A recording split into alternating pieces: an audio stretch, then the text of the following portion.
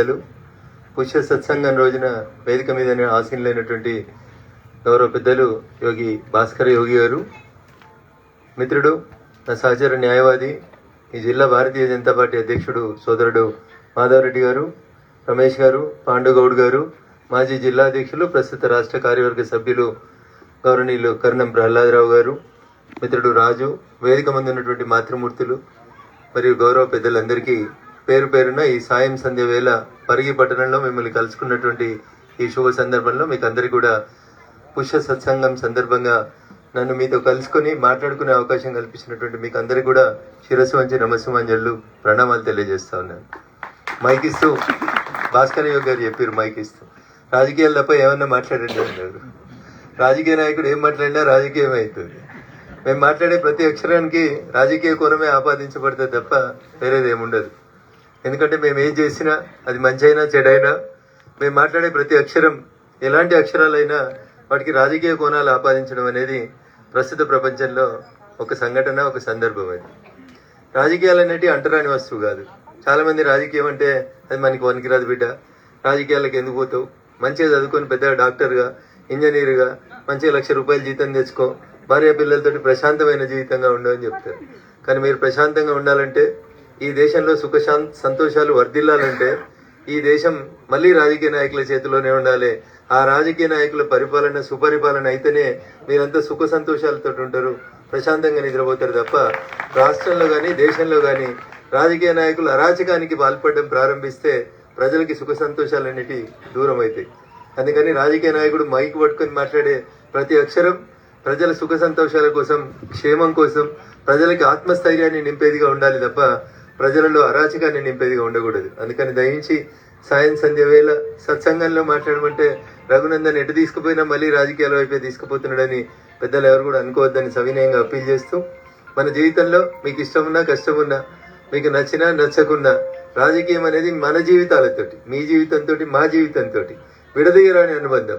మనిషి బతికున్నంత కాలం, మనిషి నడుస్తున్నంత కాలం, సూర్యుడు పైన ప్రకాశిస్తున్నంతసేపు మనల్ని మన నీడ ఎట్లా వెంటాడుతుందో అట్లా పొద్దుగా లేస్తే మీ పిల్లల స్కూల్ అడ్మిషన్ దగ్గర నుంచి మొదలుకుంటే పొద్దుకిన తర్వాత యాక్సిడెంట్ అయితే దవాఖానకు పోయే అంబులెన్స్ దాకా ప్రతి నిమిషం ఈ దేశాన్ని నియంత్రించేది, నడిపించేది, ఎవరికి ఇష్టమున్నా కష్టమున్నా రాజకీయ నాయకులే, ఈ దేశ రాజకీయ వ్యవస్థనే. అందుకని రాజకీయాల్ని అంటరాని వాటిగా చూడకండి దయచేసి. రాజకీయాలలో ప్రతి ఒక్కరు కూడా యాక్టివ్గా పార్టిసిపేట్ కావాల్సినటువంటి అవసరం ఉందని మాత్రమే నేను మీకు అందరికీ సవినయంగా అప్పీల్ చేస్తా ఉన్నా. ఎందుకంటే అది మనకు పనికిరాదు బిడ్డ, మా ఇంట్లో ఎవరికి లేదు, మాకు ఇంట లేదు వంట లేదు, ఏందో ఇంట లేని ఏందో వంట లేని ఏందో, మాకు అందరికి ఇంట లేదు, మాకు కూడా వంట లేదు, అయినా మేము రాజకీయాల్లోకి వచ్చినాం, ఏదో చేయాలనేటువంటి తపనతో వచ్చినాం.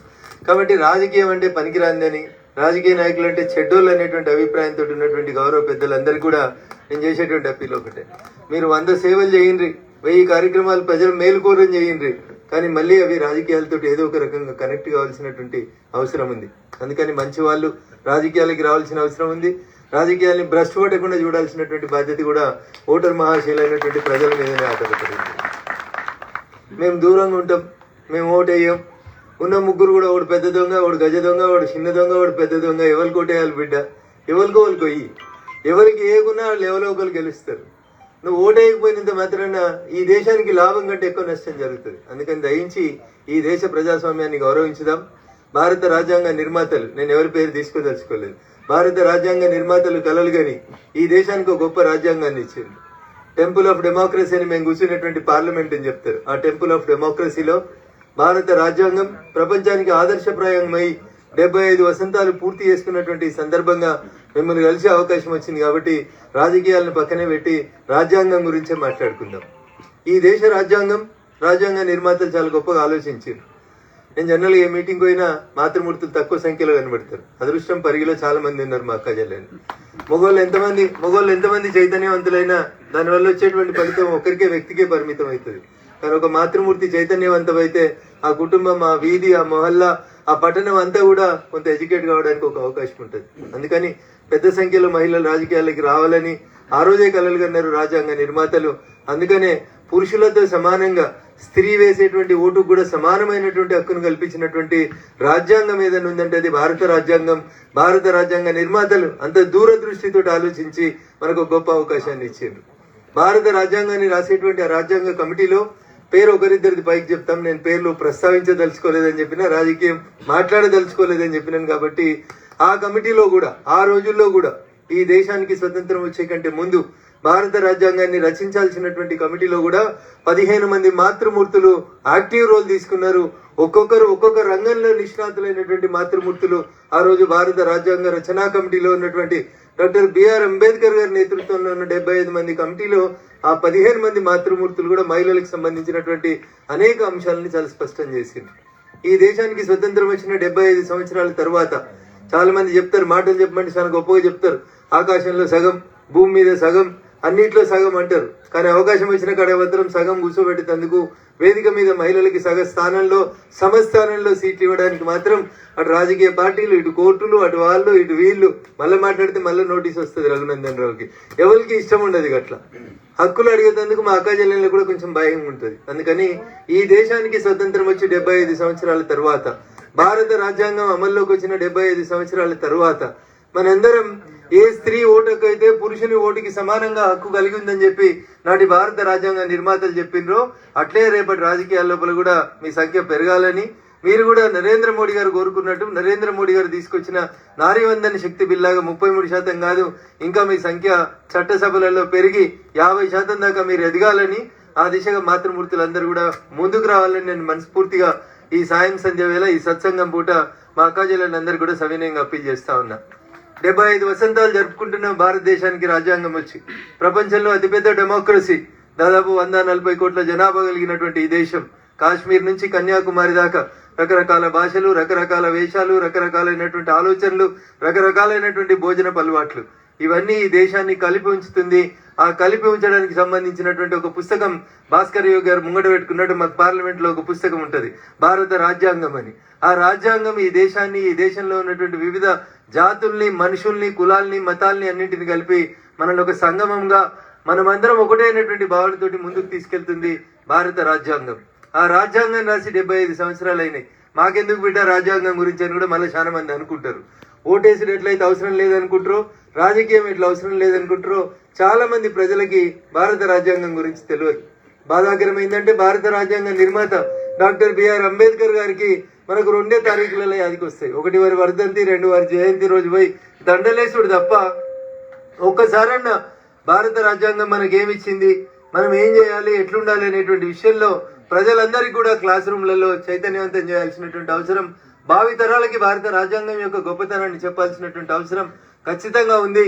7.5 దశాబ్దాలు పూర్తి చేసుకున్న తర్వాత ఇప్పుడు కూడా ప్రజలకి రాజ్యాంగం ఏమి ఇచ్చింది, రాజ్యాంగానికి ఎవరు తూట్లు పొడిచిరు అనేటువంటి విషయాల్ని తెలియజేయకపోతే, ప్రజల్ని ఇంకా చైతన్యవంతుల్ని చేయకపోతే ఆ తప్పెవరిది అవుతుంది అంటే అది రాజకీయ నాయకులది అవుతుంది తప్ప ఇంకొకరిది కాదు. అందుకనే సవినయంగా నేను మీకు అందరికి కూడా చేసేటువంటి అప్పీల్ ఏంటంటే, ఒక చిన్న పల్లెటూరులో పుట్టిన, మా ఊరు జనాభా కూడా గింత ఉండదు, ఒక చిన్న పల్లెటూరులో పుట్టిన, మా ఇంట్లో కనీసం ఎవరు వార్డు మెంబర్లు కూడా లేరు. ఆ స్థితి నుంచి ఇలా నేను ఈ దేశంలో సర్వోన్నత స్థానం, టెంపుల్ ఆఫ్ డెమోక్రసీ అని చెప్పేటువంటి ఒక భారత పార్లమెంట్ లోపల అడుగు పెట్టడానికి అవకాశం కల్పించింది ఏంటంటే అది భారత రాజ్యాంగం తప్ప ఇంకొకటి కాదు. మా నాన్నలు, మా తాతలు, ముత్తాతలు ఎవరు ఎమ్మెల్యేలు, ఎంపీలు, మంత్రులు, ముఖ్యమంత్రులు లేకపోయినప్పటికీ కూడా ఒక సామాన్య టీచర్గా జీవితాన్ని ప్రారంభించిన నేను అంచెలంచెలుగా ప్రజా సమస్యల పట్ల పోరాటం చేస్తే నన్ను రాష్ట్ర శాసనసభతో పాటు ఈ దేశ సర్వోన్నత democracy of the temple democracy అని చెప్పుకున్న పార్లమెంట్ దాకా పంపించిన గొప్ప ఘనత ఎవరిదంటే ఓటేసినటువంటి ఓటర్ మహాశైలి తప్ప ఇంకొకటి కాదు. అందుకని దయించి నేను చేసేటువంటి అప్పీల్, ఎన్ని పనులున్నా, ఎన్ని ఇబ్బందులున్నా, పల్లెటూర్లకు పోతే నాకు చాలాసార్లు ఓటింగ్ సరళ రోజు పోతే చాలా మంచిగా అనిపిస్తుంది. ఎందుకంటే 90 ఏళ్ల ముసలవ్వ నడవడానికి కూడా చేత కాదు, కుంటుకుంటా దేక్కుంటా మనమని సాయం తీసుకొని వచ్చి కట్టెపడుకొని లోపలికి వచ్చి ఓటేసిపోతుంది. ఎందుకవ్వ నీకు ఈ కష్టం, ఈ వయసులో ఇంట్లో ఉండొచ్చు కదా అంటే ఏమంటది, బిడ్డ నేను ఓటేయకపోతే ఈ దేశ జనాభా లెక్కలల్లా నేను లేనట్టు ఉంటది కదా బిడ్డ, అందుకని ఓటేస్తున్నా అంటది. ఆ 90 ఏళ్ళ అవ్వ మన భారత రాజ్యాంగానికి స్ఫూర్తి. అంత గొప్ప నిర్ణయం తీసుకొని బెడ్ మీదకి వెళ్ళి, స్ట్రెచ్చర్ మీదకి వెళ్ళి మన్మల్ల సహాయంతో వచ్చి అనేక మంది పండు ముసళ్ళు ఓటేస్తారు. కానీ దురదృష్టం, చదువుకున్న వాళ్ళు, బంజారా హిల్స్ లో ఉండేటోళ్ళు, జూబ్లీ హిల్స్ లో ఉండేటోళ్ళు, పెద్ద పెద్ద ఉద్యోగాలు చేసేటోళ్ళు, సాఫ్ట్వేర్ కంపెనీలలో పనిచేసేటోళ్ళకి ఓటేసే రోజు అంటే అది ఏంటంటే దురదృష్టం, సెలవు రోజు అనుకొని 3 రోజులు సెలవులు పెట్టి భార్య పిల్లలతో బయటికి పోయేటువంటి దుస్థితి ఈ దేశ డెమోక్రసీకి వచ్చింది. ఇది మంచిది కాదు, దయచేసి ఇది మంచిది కాదు. మనం దేవుని ఎట్లయితే పూజిస్తామో మన దేశ రాజ్యాంగాన్ని కూడా అట్లే పూజించాల్సినటువంటి అవసరం ఉంది. ఎందుకంటే ఆ రాజ్యాంగం కల్పించినటువంటి హక్కులే మనల్ని ఈరోజు ఇంత స్థితి దాకా తీసుకొచ్చినాయి. సామాన్య కుటుంబం నుంచి వచ్చినటువంటి అనేక మంది సామాన్యులు అసామాన్యమైనటువంటి చరిత్రను సృష్టించి భారత పార్లమెంట్ లోపల అడుగుపెట్టిండ్రు. కొందరికి వారసత్వంగా రావచ్చు, తాత నుంచి, తండ్రి నుంచి, ముత్తాతల నుంచి అట్లా వారసత్వంగా కొందరు పార్లమెంట్ సభ్యులుగా వస్తే, ఏ వారసత్వం లేని నాలాంటి అనేక మంది పేదలు, నిరుపేద కుటుంబంలో పుట్టినోళ్ళు అక్షరాన్ని ఆయుధంగా, అక్షరాన్ని పెట్టుబడిగా పెట్టుకొని నాలాంటి చాలా మంది ఏమవసరం అనేది పార్లమెంట్ లోపల చర్చలు జరిపి ముందుకు పంపిస్తూ ఉంటారు. అట్లాంటి గొప్ప సభకి మనం ఓటేసి పంపాలన్నా, ఎవరో ఓటేయకుండా పంపించేటువంటి పెద్దవాళ్ళు పోయి అక్కడ ఏదో రాజ్యాంగాన్ని ఇంకేదో చేయాలనేటువంటి విషయం లోపల మనకు ఒక స్పష్టత ఉండాలి. ఈ దేశంలో 100% పోలింగ్ జరిగిన ఊర్లు ఎన్ని ఉన్నాయో లెక్క పెడితే పటమని 10 ఊర్లు దొరికాయి మనకి. ఏమైంది? మిగతా వాళ్ళందరూ ఎటుపోతుర్రు? ఎందుకు ఓట్లేస్తలేరు? 70% ఓటింగ్ దాటిందంటే టీవీలలో చెప్తారు. పరిగి నియోజకవర్గంలో 70% దాటిన ఓటింగ్ అని. ఇంకా 30 మంది ఆడిపోయారని అడగాలి మనం. అడగాలనా వద్దా? లేరా వాళ్ళు దేశ జనాభాలో? వాళ్ళకి బాధ్యత లేదా? ఒక ఓటుతో సర్పంచ్లు ఓడిపోతారు, కొన్నిసార్లు 2-3 ఓట్లతో ఓడిపోతారు. నా జీవితంలోనే నేను 3 ఓట్లతో ఒకసారి ఎమ్మెల్సీ కూడా ఓడిపోయినటువంటి సందర్భం ఉంది. అందుకని నేను ఏమంటున్నా అంటే, నేను ఒక్కరిని వేయకపోతే ఏమవుతుంది బిడ్డ? నీ ఒక్క ఓటు కూడా కొన్నిసార్లు ఈ దేశ రాజకీయాల్ని తారుమారు చేస్తాయి. గౌరవనీయులు వాజ్పేయి గారు ఈ దేశానికి ప్రధానమంత్రి అయిన ఒక సందర్భంలో, ఇవాళ మీరు చూస్తుంటారు, గ్రామ పంచాయతీ వార్డు మెంబర్ని రిజైన్ చేయమంటే చేయడు, సర్పంచ్ని రిజైన్ చేయమంటే చేయడు. నన్ను 5 ఏళ్ల కోసం ఓట్లేసి 20 నేను బరాబర్ ఇట్లే ఉంటా అంటాడు. అవసరం ఉంటే పార్టీ మారుతా అంటాడు, పైసలు పెట్టుబడి పెడతా అంటాడు, ఇంకేదో చేస్తా అంటాడు. కానీ నీతికి నిజాయితీకి దర్పణంగా ఒక్క ఓటు కొనుక్కోవడం పెద్ద కష్టం కాదు ఆ రోజు ఉన్నటువంటి ప్రధాని, ఈ దేశ ప్రధాని గౌరవనీయులు వాజ్పేయి గారికి. కానీ రాజకీయాల్లో నీతికి నిదర్శనంగా నిలబడాలని చెప్పి, ఒక ఓటు నాకు వచ్చినా రాకున్నా సరే, నా పదవి ఉన్నా పోయినా సరే అని చెప్పి ఆదర్శం. అది ఈ దేశ రాజ్యాంగం మనకిచ్చినటువంటి గొప్ప స్పిరిట్. ఈ దేశ రాజ్యాంగం మనకిచ్చినటువంటి స్పిరిట్. అందుకని ఆ రాజ్యాంగం యొక్క 75వ సంవత్సరం సందర్భంగా మనం అందరం కూడా విజ్ఞప్తి చేయాలి. ఊర్లలో కూడా ఎక్కడికక్కడ రాజ్యాంగం మీద చర్చ జరపాలి. రఘునందన్ రావు పదే రాజ్యాంగం గురించి ఎందుకు మాట్లాడుతుండంటే, ఈ దేశంలో ఈ భూమి మీద, ఈ గాలి మీద, ఈ నీళ్ల మీద, ఈ చదువు మీద, ఈ ఉద్యోగాల మీద, ఈ పోటీ చేసేటువంటి పని విధానం మీద, ప్రతి దాని మీద కూడా నీకు హక్కు కల్పించినటువంటి పుస్తకం ఏమైనా ఉంది ఈ దేశంలో అంటే అది భారత రాజ్యాంగం తప్ప ఇంకొకటి కాదు. ఎవరం పనిచేసినా, ఏ రాజకీయ పార్టీ పనిచేసినా, ఏ కోర్టు పనిచేసినా, ఏ సెక్రటరియట్ పనిచేసినా, ఏ సంస్థ పనిచేసినా, ఈ దేశంలో అది పనిచేయాల్సింది భారత రాజ్యాంగానికి లోబడి మాత్రమే పనిచేయాలి. అందుకని దాన్ని పరిరక్షించుకోవాల్సినటువంటి బాధ్యత మనందరి మీద ఉంది అనేది మీరు అందరు కూడా గుర్తుపెట్టుకోవాలి. నాకు పింఛన్ వస్తలేదు బిడ్డ, నాకు ఇల్లు వస్తలేదు బిడ్డ, నా పొలానికి రైతు బంధు వస్తలేదు బిడ్డ, నాకు రైతు భరోసా వస్తలేదు బిడ్డ అనేటువంటి అంశాల గురించి ఊర్లలో ఎంత చర్చ జరుగుతుందో అంతకంటే ఎక్కువ చర్చ దేని మీద జరగాలంటే ఈ దేశ రాజ్యాంగం మీద, డాక్టర్ బిఆర్ అంబేద్కర్ గారు రచించినటువంటి రాజ్యాంగం మనకి ఇచ్చినటువంటి హక్కుల మీద మనం ప్రజల్ని చైతన్యవంతులు చేయాలి. ఏది మంచి ఏది చెడు అనేది మనం ప్రజలకు చెప్పాల్సినటువంటి అవసరం ఉంది. మీ పేరులోనే ఉంది సత్సంగం. అందుకని ఏది మంచి ఏది చెడో చెప్తే మంచి వైపు మీరంతా నడవడానికి ముందడుగులు వేస్తారనేటువంటి ఒక లక్ష్యంతో నేను చర్చను అటువైపే తీసుకుపోతా ఉన్నా. చిన్న ఉన్నప్పుడు మాకైనా జరిగిన అనుభవం, ఇప్పుడు ఉన్నటువంటి పిల్లలకు కూడా అదే అనుభవం జరుగుతుంది. ఇప్పుడు అంటే కట్టెల పొయ్యిలు తక్కువైనా ఎత్తు మీద కడుతున్నారు, స్టవ్లు, టీపాయిలు అన్ని వచ్చినాయి, గ్యాస్ స్టవ్లు వచ్చినాయి కాబట్టి అనుభవం ఉండదు. మేము చిన్న ఉన్నప్పుడు మా అమ్మ వండేటప్పుడు కట్టెల పొయ్యి మీద వండేది. జనరల్గా 1, 2, 3, 4 ఏళ్ల దాకా ఆ మంట ఏంది, నిప్పేంది, దాని విలువెళ్ళింది తెలియనప్పుడు అంబాడుకుంటూ పోయే పిల్లగాడు కూడా ఆడు ఎర్రగా మండుతుందని పొయ్యి దిక్కు పోయే ప్రయత్నం చేస్తాడు. తల్లి ఏం చేస్తుంది, కొడుకు పొయ్యి దగ్గరికి వస్తే కాలుతాడని ఒకసారి మెల్లగా ఎత్తుకొచ్చి దూరం దించుతుంది. బిడ్డను విడిదికు రాకు అని చెప్పి ఏదో వారికి అర్థమయ్యే భాషలు చెప్తుంది. పోయి మళ్ళీ వంట పని చేస్తుంటది. ఈ లోపల 2వ సారి 3వ సారి కూడా పిల్లగాడికి పోయింది అనుకో, 4వ సారి తల్లి ఈపులో 2 దర్శనం చేస్తుంది. ఎందుకు? ఆ శేఖ తాకితే పిల్లగానికి అర్థమవుతుంది, అమ్మో ఇదేదో కాలుతుంది, దీని దగ్గరికి పోవద్దు అనేటువంటి ఒక ప్రాక్టికల్ అనుభవం వస్తుంది అని చెప్పి తల్లి చేసేటువంటి ప్రయత్నం తప్ప ఏ తల్లి కూడా తన పిల్లల్ని నిప్పుకు ఆహుతి చేయాలని కోరుకుంటారా?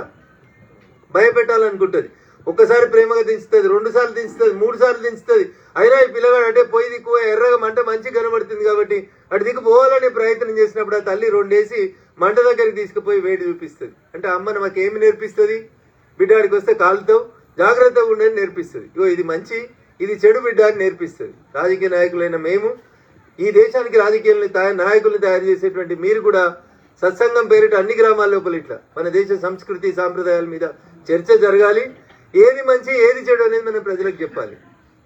ఈ దేశానికి స్వతంత్రం వచ్చిన 75 ఏళ్ల తర్వాత ఇంకా బిడ్డ నాకు ఇల్లు లేదని దరఖాస్తులు ఇచ్చి, ఎప్పటికీ 1978లో ఒక ప్రధానమంత్రి చెప్తాడు గరీబోళ్ళు లేకుండా చేయాలి ఈ దేశంలో అని చెప్తారు.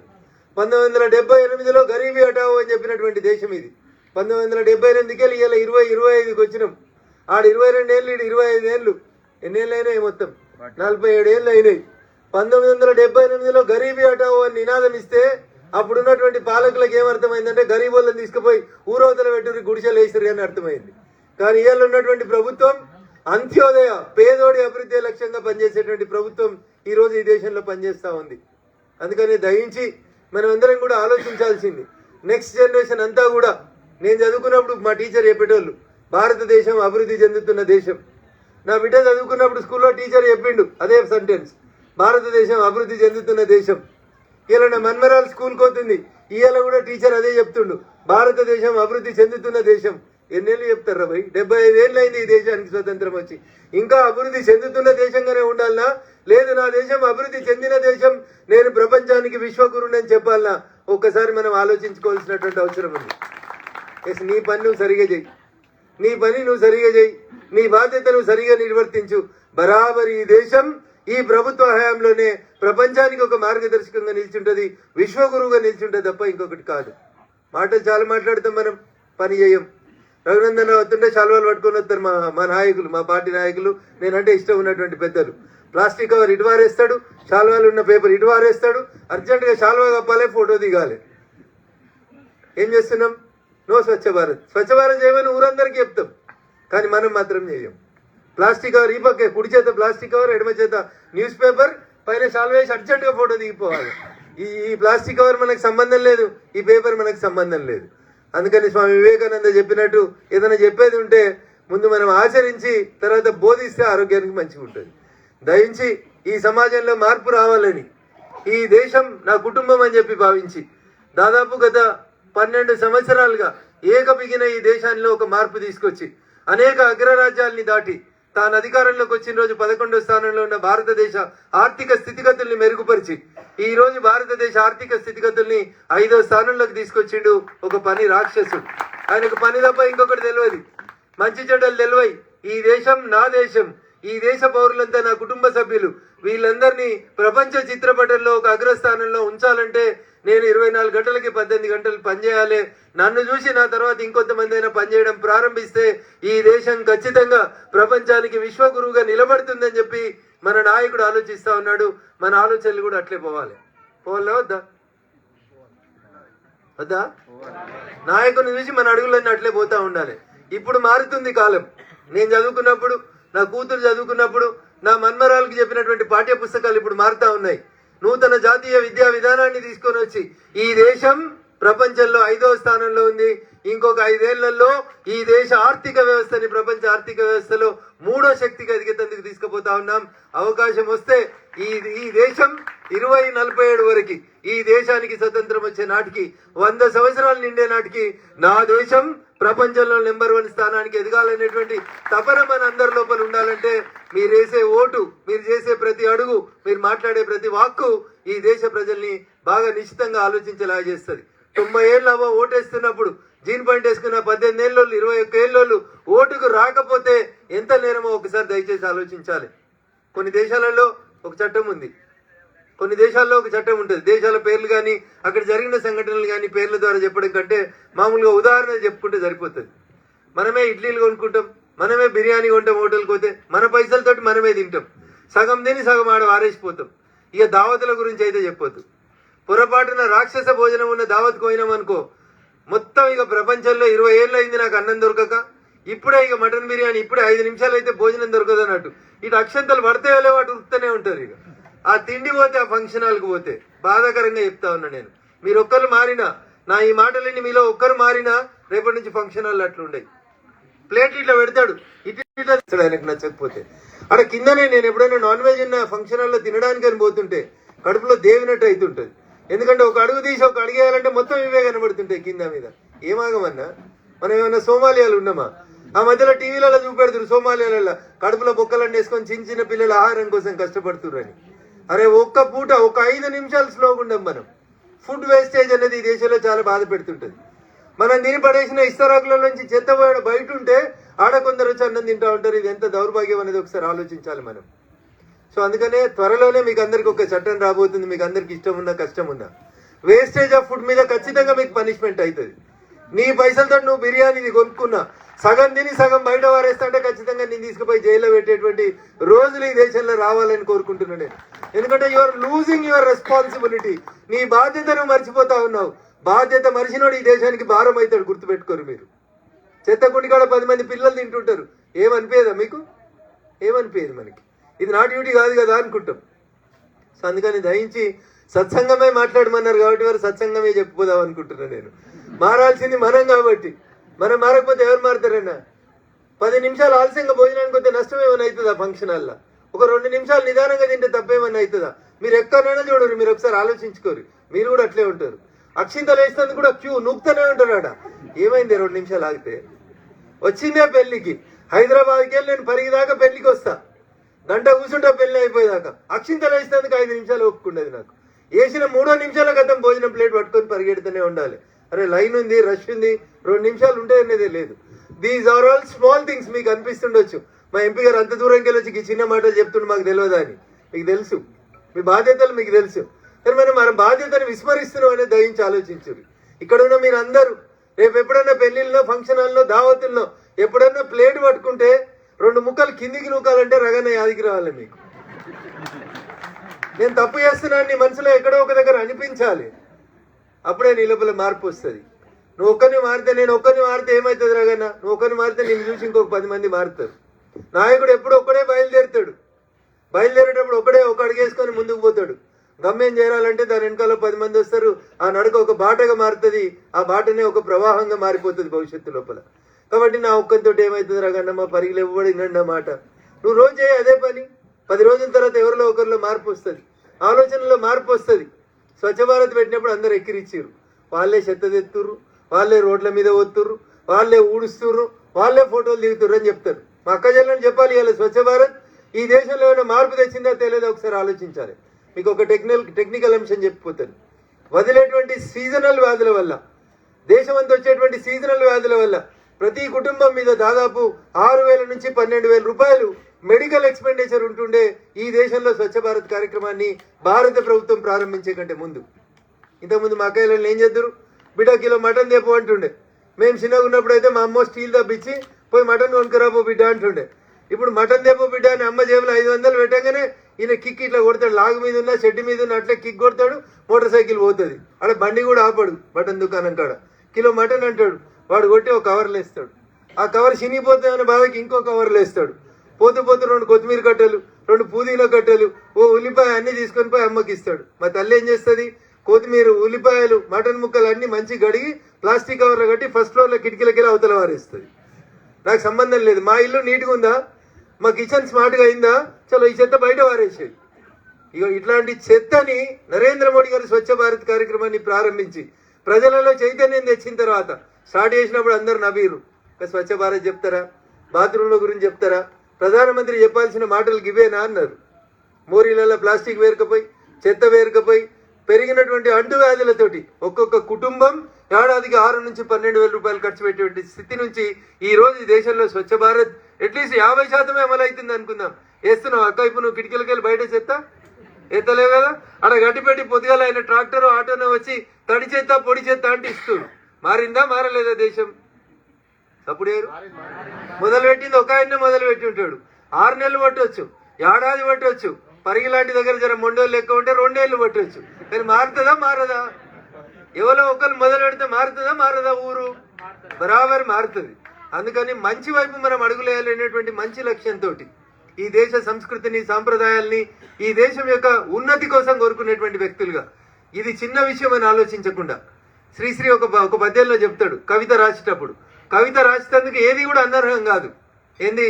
అగ్గిపుల్ల, సబ్బు పిల్ల, కుక్క పిల్ల, ఇట్లా చాలా చదువుతాడు శ్రీశ్రీ గారు. దేని మీద అంటే దాని మీద కవిత్వం రాయొచ్చు. మనసు ఉండాలి, రాయాలనే మనసు ఉండాలి. అట్లా మీకు మంచి చేయాలనేటువంటి ఒక ఆలోచన వస్తే మీరు ఏది మొదలు పెట్టినా అదొక మంచి వైపు అడుగులేస్తూ ఉంటుంది. మార్పు అనేది ఖచ్చితంగా వస్తుంది. మారందంటూ ఏముండదు. తినగ వేప అవుతుంది అది తీయగా. రోజు పొద్దున్న లేస్తే కొద్దిమంది యాపప్పులలో వేస్తారు పెద్ద మనుషులు, ఏజ్లో పెద్దగా ఉన్న వాళ్ళు. ఇప్పుడు ఉన్న వాళ్ళు వేస్తారా? వేయరు. పేస్ట్ల మార్కెట్ రకరకాలైనటువంటి మళ్ళీ ఇంకొక కోణం అవుతుంది. అందుకని దయచేసి ఇది అవుతుందా కాదంటూ ఏముండదు. ఖచ్చితంగా మనం ఒక మంచి మనసుతోటి మంచి సంకల్పంతో మొదలు పెడితే ఖచ్చితంగా మన దేశం ప్రపంచంలో ఒక నెంబర్ 1 స్థానానికి వస్తుంది. మీ పిల్లలు అట్లీస్ట్ మీ పిల్లలు చదివేటప్పుడు కాకుండా మీ మనుమరాళ్ళు చదివేటప్పటికన్నా భారతదేశం ప్రపంచానికి విశ్వగురువుగా ఉంది అని చెప్పాలంటే ఆ అడుగులు మన అడుగులే కావాలి, మన నుంచే మొదలు కావాలని చెప్తారు. మీరు గీత తీసుకున్నా, రామాయణం తీసుకున్నా, ఇంకే పుస్తకం తీసుకున్నా, బైబిల్ తీసుకున్నా, ఖురాన్ తీసుకున్నా మంచి చేయమనే చెప్తారు తప్ప చెడు చేయమని ఏ మత గ్రంథం కూడా చెప్పదు. కానీ దాన్ని ఆచరణలో పెట్టే దగ్గర కొంతమంది దుర్మార్గులు దాన్ని ఇంకొక రకంగా ఇంటర్ప్రిట్ చేస్తా పోతా ఉన్నారు. అందుకని మనం సన్మార్గంలో పోతూ మన దేశ భవిష్యత్తుని, మన సంస్కృతి సాంప్రదాయాల్ని ఇలా మీరు చూస్తే మీ పిల్లలు ఏ దేశాల్లో ఉంటారో నాకు తెలియదు. కొందరు అమెరికాలో ఉండొచ్చు, కొందరు ఆస్ట్రేలియాలో ఉండొచ్చు, కొందరు దుబాయ్లో ఉండొచ్చు, కొందరు సింగపూర్లో ఉండొచ్చు, కొందరు మలేషియాలో ఉండొచ్చు. మన దగ్గర బతుకమ్మ ఆడమంటే మన అక్క ఏళ్ళ కష్టం అనిపిస్తుంది. కానీ మలేషియాలో బతుకమ్మ వారోత్సవాలని వారం రోజులు బతుకమ్మ నడుస్తుంది మలేషియాలో. మన అక్క చెల్లెళ్ళు అక్కడికి పోయి మన సంస్కృతి సాంప్రదాయాల్ని కొనసాగిస్తుంటే మన దేశపోలు కానీ ఇతర దేశస్తులు కూడా చీరలు కట్టుకొని వచ్చి మనలాగా బతుకమ్మ పండుగ నిర్వహించుకునే రీతి లోపల మలేషియాలో జరుగుతుంది, సింగపూర్లో జరుగుతుంది, ఆస్ట్రేలియాలో జరుగుతుంది, అమెరికాలో జరుగుతుంది, ఆఖరికి ఇస్లామిక్ దేశాలైనటువంటి ఆబుదాబిలో ఆడిలైన్లో ఏడ చూసినా ఇలా బతుకమ్మ మన సంస్కృతి మన సాంప్రదాయం. ఆఖరికి ఏదైనా పూజ చేయాలంటే వినాయకుని పూజతోటే జరుగుతూ ఉంది. అమెరికాలో ఆడపిల్లలు చిన్న చిన్న ప్రోగ్రామ్స్ అయితే శ్లోకాలు చెప్తున్నారంటే మన పిల్లల కంటే గొప్పగా చెప్తా ఉన్నారు. అంటే అక్కడ మనం గుర్తుపెట్టుకోవాలి. చిన్నప్పుడు ఎప్పుడో తెలుగు టీచర్ మాకు చెప్తుండే, ఏ దేశం ఏగినా ఎందుకు కాలిడినా పొగడరా నీ తల్లి భూమి భారతిని. అట్లా ప్రపంచం అంతా విశ్వవ్యాప్తమైన మనోళ్ళం. ఇంతకుముందు నీదే ఊరు, నీదే దేశం అంటే ఐఎమ్ ఇండియన్ అని చెప్పుకునేందుకు భయపడుదురు, ఐఎమ్ ఇండియన్ అని చెప్పుకునేందుకు భయపడేటోళ్ళు. ఆ స్థితికెళ్ళి 10 ఏళ్లలో భారతదేశం ఎట్లా మారింది, భారతదేశ స్థితిగతులు ఎట్లా మారినాయి అంటే నువ్వు ఏ చౌరస్తాలో నిల్చున్నా. ఒకప్పుడు ఇస్లామిక్ కంట్రీస్కి పోతే అక్కడ భర్త పనిచేయడానికి పోతే భార్యలు బుర్కలు వేసుకొని తిరగాల్సినటువంటి పరిస్థితి ఉంటుండే. ఆడికెళ్ళి ఇలా అట్లాంటి ఇస్లామిక్ దేశాలలో మన హిందూ దేవాలయం కట్టుకుంటామంటే ఒక ఇస్లామిక్ రాజు వచ్చి నేను 27 ఎకరాలు ఇస్తా, అయ్యా నరేంద్ర మోడీ గారు ఒక టెంపుల్ నిర్మాణానికి సహకరిస్తా అని చెప్పి ముందుకు వచ్చిండు అంటే మీరు ఒకసారి ఆలోచించాలి ఈ దేశం ఎంత పరివర్తనం చెందింది. ఎట్లా మారింది? ఒక నాయకుని వల్ల మారింది. ఆయన నాయకుడు ఎట్లా అయిండు? రైల్వే స్టేషన్ మీద ఛాయలమ్మ కాడికి ఆయన నాయకుందాగా ఎట్లా ఎదగగలిగిండు? మీరందరూ వేసేటువంటి ఓట్లు, మీరందరూ ఓటు మంచికి వేసారు కాబట్టి ఈ దేశానికి మంచి జరుగుతుంది. అందుకని ఓటు వేయాలా వద్దా? అందరితో వేపియాలా వద్దా? 100% పోలింగ్ జరగాలి పరిగిలో. నెక్స్ట్ టైం ఎప్పుడు ఎన్నికలు వచ్చినా మా పరిగిలో మేము 100% పోలింగ్ చేసి ఈ రాష్ట్రంలో 100% పోలింగ్ జరిగిన మున్సిపాలిటీ ఏమన్నా ఉందంటే అది పరిగి అని చెప్పాలి. అంటే దొంగోట్లు వేయకూరన్న పక్కూర్లోకి వెళ్ళి వచ్చేయకూడదు. ఓటర్ లిస్టులో ఎన్రోల్ అయిన వాళ్ళందరితో ఓటు వేయించేటువంటి కార్యక్రమం చేపట్టండి. దాన్ని మంచి కోసం వాడుండ్రి, ఒక మంచి నాయకుడిని ఎన్నుకోవడం కోసం వాడుండ్రి. మార్పు మన దగ్గరనే మొదలు కావాలి. ఇదంతా ఏది కాదు పోయేది కాదు, ఏదో రగన్నతోటి ఫోటో దిగుదామని తీర సోది చెప్తున్నాను అనుకోకూరు. బరాబర్ మీ మనసు ఒక మంచి లక్ష్యంతో ముందుకు పోతే తప్పకుండా ఇది అవుతుంది. దానికి సజీవ సాక్ష్యం మీ ముందున్న రఘునందన్ రావు. దుబాకలో ఉప ఎన్నిక వచ్చినప్పుడు చాలా మంది అన్నారు దుబాకలో ఎవరైనా గెలుతారా భయ్, అది టీఆర్ఎస్, చంద్రశేఖరరావు ఊరు, హరీష్ రావు ఉంటాడు ఆడ, ఆ పక్కన కేటీఆర్ ఉంటాడు, గాడ బీజేపీకి వెళ్తుందా? బీజేపీ అంటే ఏదో పట్టణంలో పరిగిల్లో తాండూరులో కాడ హైదరాబాద్లో చదువుకున్న పొరగాళ్ళు ఉన్న కాడ ఉంటుంది బీజేపీ. కానీ పల్లెటూర్లలో ఆడ బీజేపీ ఉంది అంటారు. లేదా అక్క బీజేపీ పూగుర్తు లేదా? గెలవలేదా దుబాకల బీజేపీ? నేనే గెలుస్తా అని చెప్పిన ఘంటాపదంగా. మీలో చాలా మంది వచ్చి పనిచేసిరు, చేసిరా చేయలేదా? ఎందుకంటే రగన్న మా రగన్న అనుకున్నారు. ఈయన గెలిస్తే ఏదో మంచి జరుగుతుంది అనుకొని పనిచేసిరు. గెలిచినామా గెలవలేదా? సో అందుకని నీ మీద నీకు విశ్వాసం ఉండాలి, నువ్వు చేయాలనుకునేటువంటి పని మీద నీకు విశ్వాసం ఉండాలి. మా వకీల్ సాబులు పోతారు, ఇద్దరు వకీల్ సాబులు మస్తు వాదిస్తారు. ఇటుపక్క జట్మలాని ఇటు పక్కన కపిల్ సిబాల్ గొప్ప గొప్పలు వాదిస్తారు. కానీ ఒక్కడే గెలుస్తాడు కదా లాస్ట్కి. నేను ఓడిపోతా అని కపిల్ సిబాల్ అనుకున్నా ఆయన ఆర్గ్యూ చేయలేడు, నా కేసు వేయకుందని రామ్ జట్మలాని అనుకున్నా ఆయన ఆర్గ్యుమెంట్ చేయలేడు. సో నేనే గెలుస్తా అని సంకల్పం నీ లోపల ఉంటే బరాబర్ నువ్వు ఖచ్చితంగా కొట్లాడగలుగుతావు. నీ శక్తియుక్తులన్నీ పెట్టి కొట్లాడుతావు. ఎండ్ రిజల్ట్ ఏమైతే అనేది పక్కన పెట్టుంది. But if you don't have self confidence on what you are doing, మీరు చేసే పని మీద మీకు సెల్ఫ్ కాన్ఫిడెన్స్ లేకపోతే, ఆత్మవిశ్వాసం లేకపోతే మీరు జీవితంలో దేన్ని కూడా సాధించారు. మా పార్టీ నాకు అవకాశం ఇస్తే పరిగి కూడా గెలుస్తాం, వికారాబాద్ కూడా గెలుస్తాం. గెలుస్తావా రఘునందన్ అంటే బరాబర్ గెలుస్తాం. రేపు పోటీ చేసిన కూడా లెక్క ఉండాలి. ఉత్త కదా పార్టీ పైసలు ఇస్తుందట కదా దానికోసం పోటీ చేస్తా అంటే నువ్వు జీవితంలో లీడర్ కావు, నువ్వు ఓన్లీ డీలర్ అవుతావు కదా. పైసలతోటి డీల్ చేసేందుకు డీలర్ అవుతావు తప్ప you will never become the leader. Leader ఎవడైతాడు? నడిపించేటోడు నాయకుడు అవుతాడు, వెనకాల నడిచేటోడు నాయకుడు ఎప్పుడు కాడు. నాయకుడికి ఉండాల్సింది ఏంది? సెల్ఫ్ కాన్ఫిడెన్స్ ఉండాలి. ఈ వార్డు నాది, బరాబరిగా నేను కౌన్సిలర్ గెలవాలి, నేనే గెలుస్తాను తిరగాలి. అన్న నా మీద పోటీ చేసేవాడు 100 కిలోలు ఉన్నాడు, వాడు ₹1,00,00,000 ఖర్చు పెడుతున్నాడు, వాడు ఎంత పెడితే ఇంద్రబాయ్. మరి రఘునందన్ మీద పోటీ చేసినాడు కూడా 250 కోట్లు పెట్టిండు మన మెదక్ పార్లమెంట్కి. నేను చాలా బక్కపలుచుతోంది. ఎట్లా గెలిచిన? అంబేద్కర్ గారు ఇచ్చిన రాజ్యాంగం, మా అక్క ఇళ్ళ ప్రేమ, మా ఓటర్లు అందరూ కూడా వచ్చి లైన్ కట్టి ఒక ఓటు వేసారు, పైసలు తీసుకుని ఓటు నాకేసారు. నోట్ల వల్ల ఈ ఓట్లు మాయని, అందుకనే గెలిచిన వాడు. అందుకనే ఫస్ట్ మీకు ఏముండాలంటే ఒక విశ్వాసం ఉండాలి మీ మీద. మీకు చేసే ఏ పని అయినా సరే, ఊరవతల సత్సంగం పెడితే ఎవరు వస్తారు? 6 గంటలకు చలి పెడుతుంది కదా అని భాస్కర్ రావు గారు అనుకుంటే ఎవరు రారు. అరే ఎందుకు రారు పోయి వస్తారు, నడువు అంటే వస్తారు. మనం గీసలకే గిట్ల భయపడితే అక్కడ దేశం ఎల్లలు దాటి పొరుగు దేశాలు మన దేశంలోకి రాకుండా బార్డర్ మీద కొట్లాడే సైనికులు ఎట్లా నిలబడతారు అనేది ఒకసారి ఆలోచించుకోవాలి. వాళ్ళతోటి పోల్చుకుంటున్నప్పుడు మనం చేస్తుంది చాలా తక్కువ. అందుకని ఎవరి పని వాళ్ళే చేయాలి. చిన్నప్పుడు చిన్నేశ్వరి పంచతంత్రాలు చెప్తాడు, కుక్క పని కుక్కనే చేయాలి, గాడిద పని గాడిదనే చేయాలి. ఎవరి పని వాళ్ళు చేస్తే ఈ దేశం సుభిక్షంగా ఉంటుంది, సస్యశ్యామలంగా అవుతుంది. చివరికి ఒక మాట చెప్పి ముగిస్తాను. మా పిల్లలు ఇంగ్లీష్ మీడియంలో చదవాలి, మా పిల్లలు ఏసీ బస్సులలో పోవాలి, ఏసీ స్కూల్లో చదవాలి. దయించి ఇట్లాంటి ఆలోచనల నుంచి దూరం రండి. ఎందుకంటే మీరందరూ, నేను కూడా పల్లెటూరుకి వెళ్ళి వచ్చినండి. మా అమ్మ చిన్నప్పుడు, మేము చిన్నగా ఉన్నప్పుడు పొద్దుగాలనే కోళ్ళ కంపెనీ ఓపెన్ చేసేది. అట్లాంటి స్థితికి వెళ్ళి వచ్చిన వాళ్ళు. మనం పిల్లల్ని ఎట్లా పెంచుతున్నాం అంటే బాయిలర్ కోళ్ళలాగా పెంచుతున్నాం. ఎండ దాకొద్దు, బస్సు ఏసీ ఉండాలి, క్లాస్ రూమ్ ఏసీ ఉండాలి. టీచర్ ఒక్క మాట చెంప మీద కొడితే పొరపాటున 5 ఏళ్ళు వచ్చినాయి అనుకో, పోయి బడి మొత్తం బలగొట్టాలి, కేసు పెట్టాలి, ధర్నా చేయాలి. ఇది కాదు మరి. మేము చిన్నప్పుడు తప్పు చేస్తే గోడ కుర్చేపించి 40 నిమిషాలు కూర్చోబెడుతుండే మా సారు. కోదండం అని ఎదురు, కొంతమంది పెద్ద మనుషులకు ఐడియా ఉంటుంది కోదండం. సంపుడు చంపుతుండే మమ్మల్ని సార్లు. ఎన్ని కొట్టినా మా అమ్మ నాన్న వచ్చి స్కూల్కి లొలిపెట్టకపోతుండే. మంచి కొట్టే బిడ్డ ఇంకా చదివేదాకా కొట్టిసారు అని మంచిగా తీసుకుపోయి ఆయనకు పొద్దుగా నేను కూరగాయలో పాలు పనిలో ఇచ్చొద్దు. ఇప్పుడు ఉన్నారు, మీరు ఎట్లా తయారు చేసిర్రు? కోళ్ళని పోల్ట్రీ ఫామ్లో పెంచినట్టు పెంచుతున్నారు పిల్లల్ని. వీళ్ళు ఎట్లా ఉపయోగపడతారు ఈ దేశానికి? చెట్లకి వెళ్ళి బయటికి తీస్తే గంట సేపట్లో ఎండకైతే చచ్చిపోతుంది కోడి. అవునా? స్వామి వివేకానంద గారు ఏం చెప్పారు? నాకు 10 మందిని అని చెప్పారు. నేను దుబ్బాక పోయినప్పుడు కూడా నాతో ఉండే పిల్లలకి చెప్పటని, అన్న వాళ్ళు మస్తు మంది ఎదురుంగ పార్టీ వాళ్ళు మస్తు నోట్లు వస్తున్నాయి, కట్టెలు. అరే మీరు 10 మంది గట్టిగా నిలిచారు పోయి నా లెక్క, బరాబరి యుద్ధం మనమే గెలుస్తామని చెప్పేటాను. ఒకటి ఆత్మవిశ్వాసం, 2 నీ చుట్టూ కరెక్ట్ 10 మంది ఉండాలి. పరిగి మనదే, వికారాబాద్ మనదే, తాండూరు కూడా మనదే అవుతుంది. ఇనుప కండలు, ఉక్కు నరాలు కలిగినటువంటి 10 మందిని నాకు ఇస్తే ఈ దేశాన్ని ప్రపంచంలో విశ్వగురుగా చేయొచ్చని స్వామి వివేకానంద నాడు నరేంద్రుడు కలలు కంటే నేటి నరేంద్రుడు దాన్ని నిజమని నిరూపిస్తున్నాడు. నాటి నరేంద్రునికి నేటి నరేంద్రునికి పెద్దగా వెనక ముందు ఎవరు లేరు. వాళ్ళ తాతల వాళ్ళ ముత్తాతలు ఎవరు ప్రధానమంత్రులు లేకపోతే రాష్ట్రపతులు వీళ్ళని తీసుకొచ్చి రాజకీయాల్లో దించలే. అందుకని నేను గెలుస్తా అంటే ఆ పరీక్ష అని ఎవరైనా అనేటోళ్ళు ఉంటే దయచేసి ఆలోచన మానుకోరు. నేనే గెలుస్తాను, బరాబర్ నువ్వే గెలుస్తావు. ఈ లక్ష్యం పెట్టుకొని ముందుకు పోతా ఉంటా. అది ఏదైనా కానీ అది వకీల్గా బాగా పేరు ఉంచాలి, బాగా వాదించాలని చూపుకుంటుండే. మంచి వకీల్గా పేరు తెచ్చుకున్నా.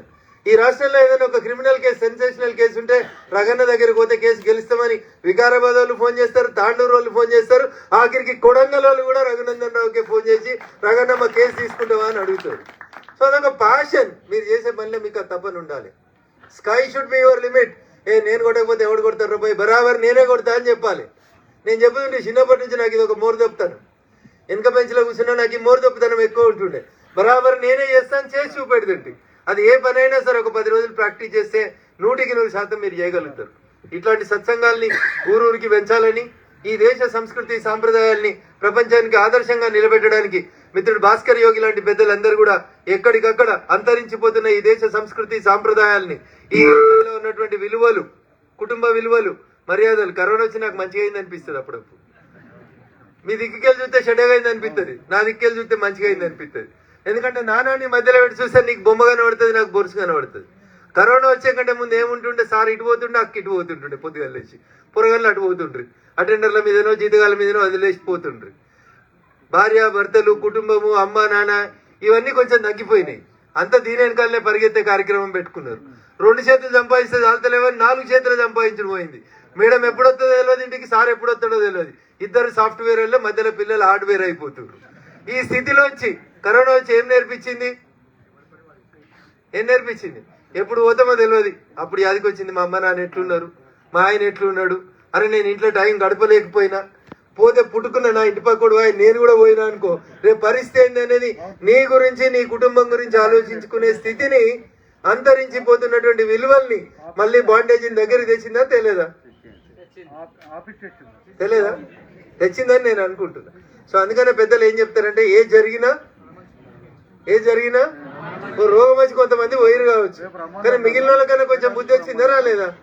అమ్మ నా కుటుంబం, నాకేమైనా నా భార్యకి ఎట్లా, నా పిల్లలకి ఎట్లా, ఇట్లా ఆగమాగం ఉరుకుడు కాదు, ఇట్లా అడవిలోకి పోయి మంచిగా ఇంత ఇల్లు కట్టుకొని ఏ రోగం రాకుండా మంచిగా ఉందాం, ఈ డబ్బాల అపార్ట్మెంట్లు వద్దురాబాయి, మళ్ళీ మా తాతలు కట్టిన పెరటి పొలాల కాడికి పోదామనేటువంటి పరిస్థితి వచ్చిందా రాలేదా?